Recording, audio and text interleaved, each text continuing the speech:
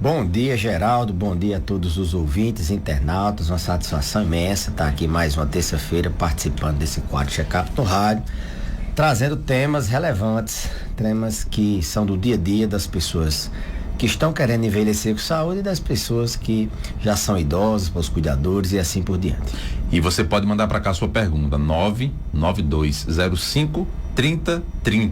Vou repetir, 99205-3030. Mande para cá a sua pergunta que o Dr. Belizo responde. E é muito importante mandar para a gente tocar verdade. Tocar o barco aqui. Tocar o barco. É verdade.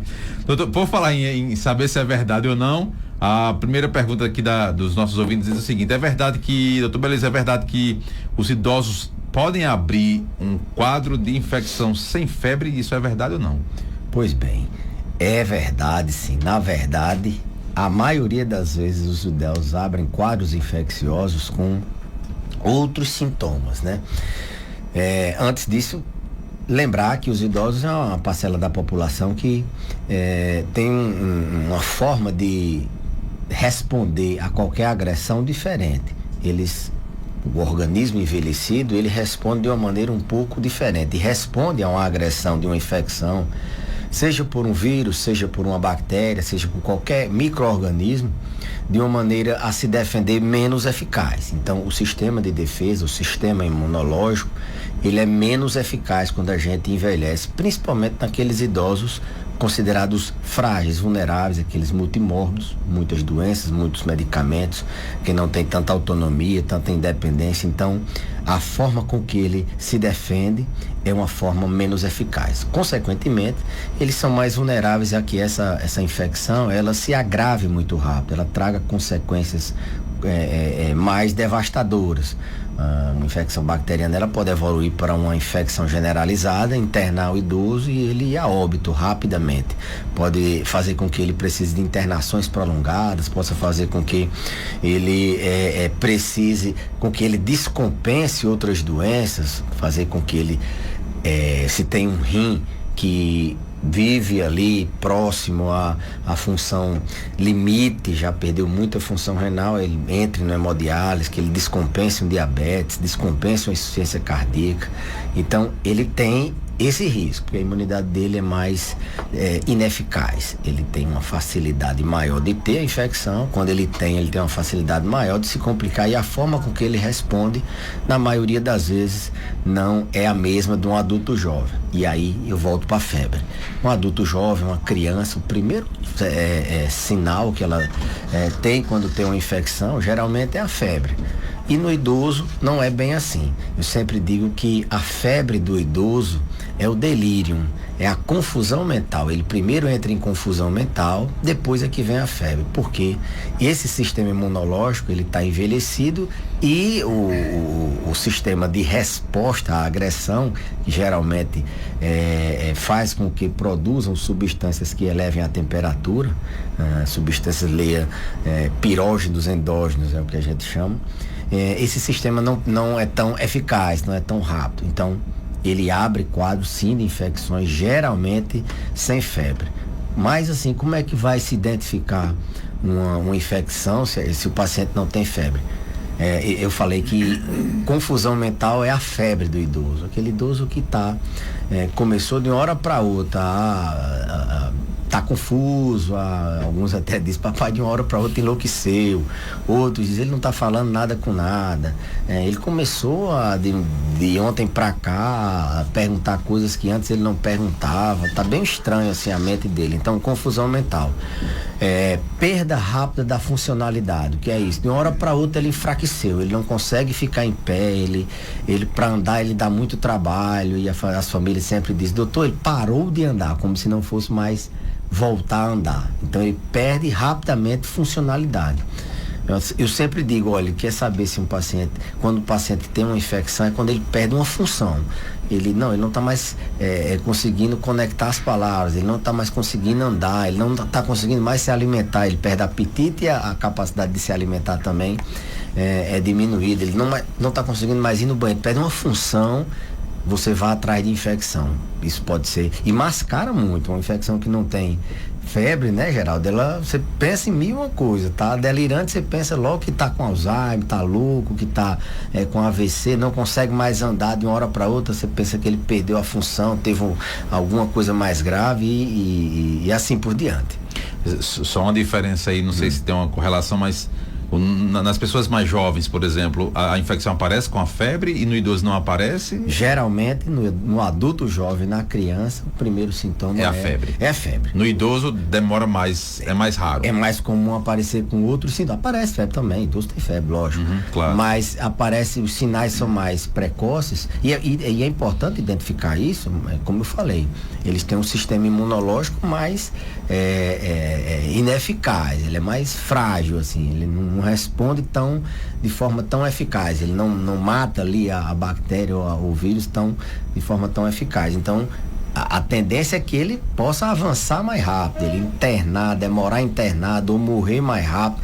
E dificulta ele não ter febre, porque você não identifica logo. Se for o próprio, não, ele tá esmurecido, ele de ontem para hoje não tá comendo, não tá se alimentando bem, vai perceber 2 dias depois. Agora há uma justificativa para a febre não aparecer no idoso, em alguns casos? Sim.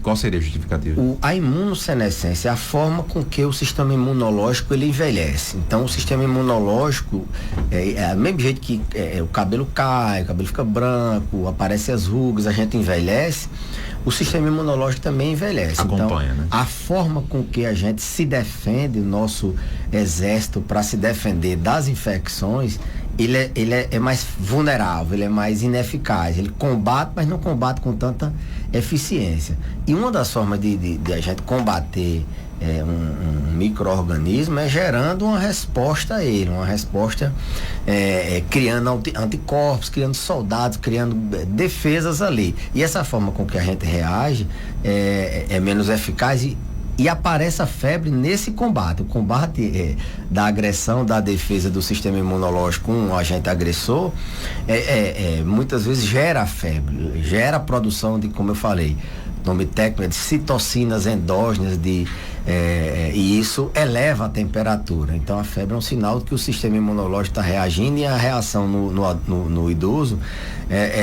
esse combate não é tão eficaz e por isso que ele demora a ter a febre, às vezes ele tem a febre mais ou às vezes ele nem febre tem.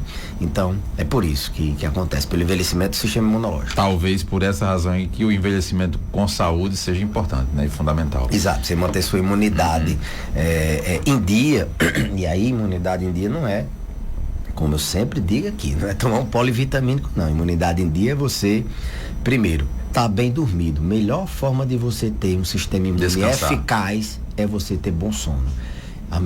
Outra forma excelente de você ter um sistema imunológico eficaz é uma boa alimentação.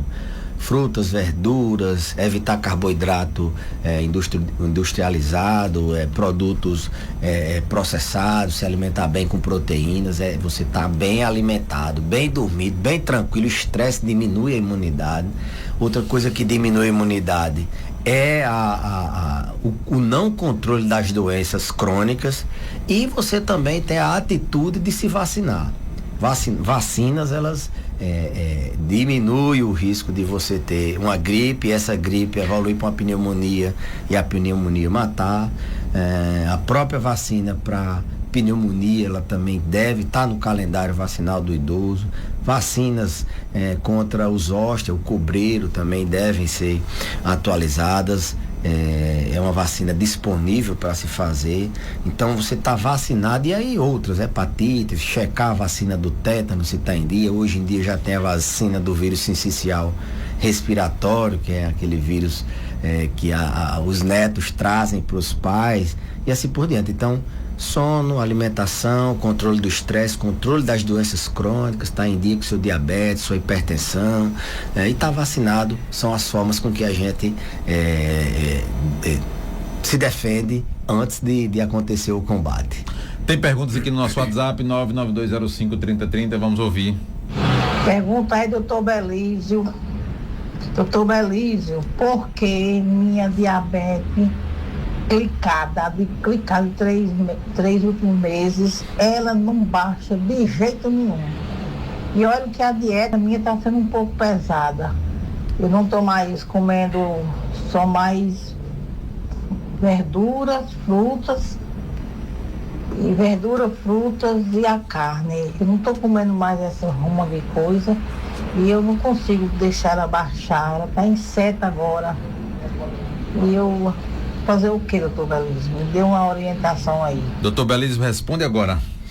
Olha, a diabetes, ela não é só tratada com alimentação, não. Tem gente que não come absolutamente nada, é magrinho, mas tem uma genética. Lembrar que a diabetes tipo 2, que é a mais comum no idoso, ela é uma falência do pâncreas, é uma doença autoimune, onde anticorpos, o organismo, anticorpos não, onde o próprio organismo ele destrói o órgão que produz, a gente produz insulina, né? Então, e a insulina ela baixa o açúcar no sangue. Então, à medida que a gente vai envelhecendo e tem a genética, uma doença bem genética, lógico, se você pode adquirir o diabetes se você for obeso, não tiver bons cuidados, mas na prática, a verdade é que é uma doença genética que você vai destruindo o próprio pâncreas, que é o órgão que regula,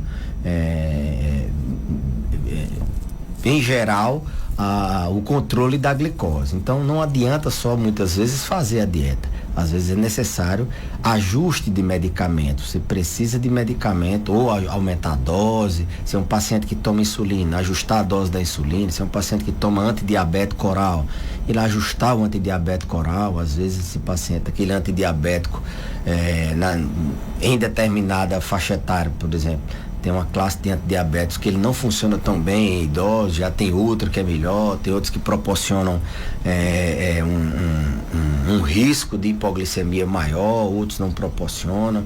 Então, assim, a dieta, ela é uma dieta, eu não diria dieta, mas a alimentação especializada, especial para o paciente que tem diabetes, ela é uma parte do tratamento. Outra parte é atividade física, outra parte é medicamento, quem precisa de medicamento. Por quê? Porque o seu pâncreas, ele está limitado, as suas células beta do pâncreas estão limitadas a responder, a diminuir, a agir, a insulina a agir, diminuindo a glicose. Não é só a dieta. E essas dietas, assim, os pacientes às vezes fazem uma dieta por conta própria, às vezes até prejudica mais do que ajuda. Tem dieta que eles tendem a fazer que não facilitam o tratamento. Então, é uma reavaliação, ver qual é o medicamento que está tomando, aumentar, se for o caso, a dose. Se não estiver fazendo exercício, fazer exercício, procurar perder peso quando é um idoso mais robusto, mais jovem, perder peso. Se não é um idoso mais vulnerável, mais frágil, essa recomendação ela já é um pouco menos interessante, né? Embora hoje a gente tenha avançado bastante nessa questão de como manejar a perda de peso em pacientes idosos, depois dessa revolução do tratamento da obesidade. Mas não é só a dieta, é atividade física, é medicamento em dose certa, no horário certo, o medicamento correto. Isso sim, lembrando que o diabetes não é só... E lembrando que a diabetes, ela é uma doença autoimune. O organismo ele vai destruindo o órgão que regula o açúcar no sangue, que é o pâncreas. Tem mais perguntas? Vamos ouvir. Bom dia. Espera aí só um minutinho. Bom dia. Agora vai. Doutor Belísio, eu queria saber por que a minha vitamina D é sempre 20. Eu já tomei há 6 meses daquele Oscar D. E todo dia eu vou, pego o sol, vou pra piscina, passo 1 hora de 8 às 9, 9 e pouco. E minha vitamina D é 20. Doutor Belísio, responde agora. Idoso, ele pode torrar no sol. Ele não pode esturricar, como a gente diz aqui, ele não vai produzir vitamina D. Por quê? Porque a pele do idoso, ela não deixa essa transformação, essa ativação que o sol faz para a produção da vitamina D. A gente tem, a literatura, ela é bem, já tem muita robustez nesse aspecto de pacientes que moram, por exemplo, na Finlândia, comparados com pessoas que moram, idosos que moram na linha do Equador, ou seja, estão expostos ao sol, e lá não tem sol, esses pacientes eles têm a mesma, idosos, têm a mesmos níveis de vitamina D, ou seja, a exposição solar em idosos é ineficaz, em adulto jovem não, em pessoas mais novas não, teoricamente você tomando banho de sol você melhora. E assim, não é que seja ineficaz de tudo, mas não é que seja não produza de tudo, teria que ter uma exposição de sol muito grande para poder ter níveis, alguns níveis aumentados, elevar um pouco a vitamina D. O que melhora a vitamina D em idoso é reposição oral. Suplemento. Reposição oral, se você ingerir a vitamina D. Mas é todo mundo que tem? Não é todo mundo que tem não. Recomenda-se a partir dos 60 anos, principalmente pacientes diabéticos, alguns perfis, da gente suplementar mesmo sem dosar. Doses baixas, mas a gente suplementar.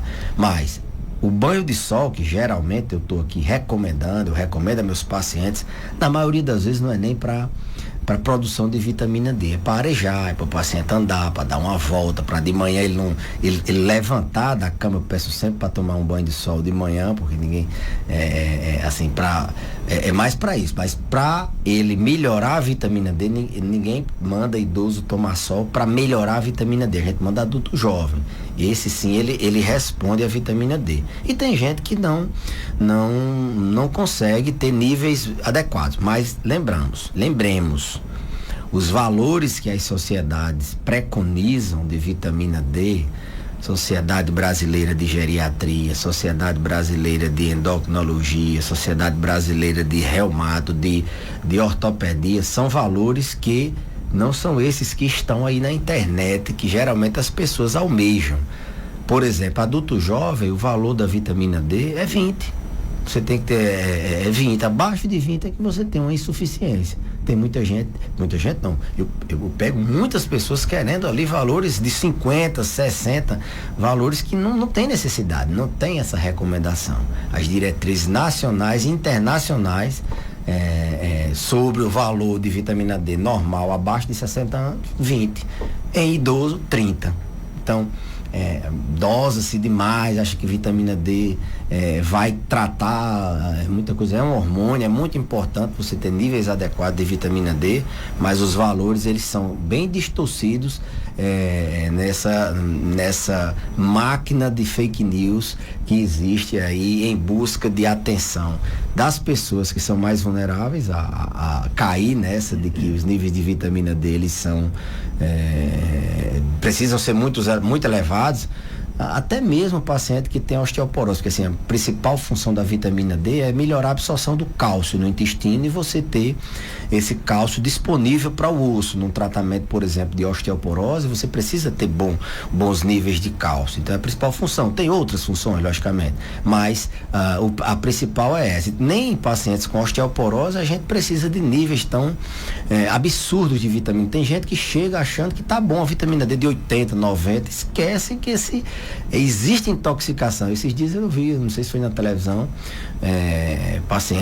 um médico comentando sobre exatamente pacientes que foram para hemodiálise por intoxicação de vitamina D, pacientes que têm uma calcificação cardíaca por causa de vitamina D elevada. Então, cuidado com os valores, 20 para pessoas adultos jovens, 30 para pessoas que têm acima de 60 anos. E isso é um valor em geral, mas, por exemplo, paciente que tem osteoporose, você tende a ir mais para 40, ali você tende a deixar um pouquinho a mais, entendeu? Então, essa história de estar todo mundo com medo da vitamina D e da B agora, a moda agora é a B, tem que ter muito cuidado. Então, se não consegue subir, se não consegue subir, mas 20 é um valor que, se não for idoso, tá normal, mas se for idoso, tem que chegar em 30, tem que suplementar, tem que saber quantas unidades, não são doses exageradas, tem dose aí de 600 mil unidades.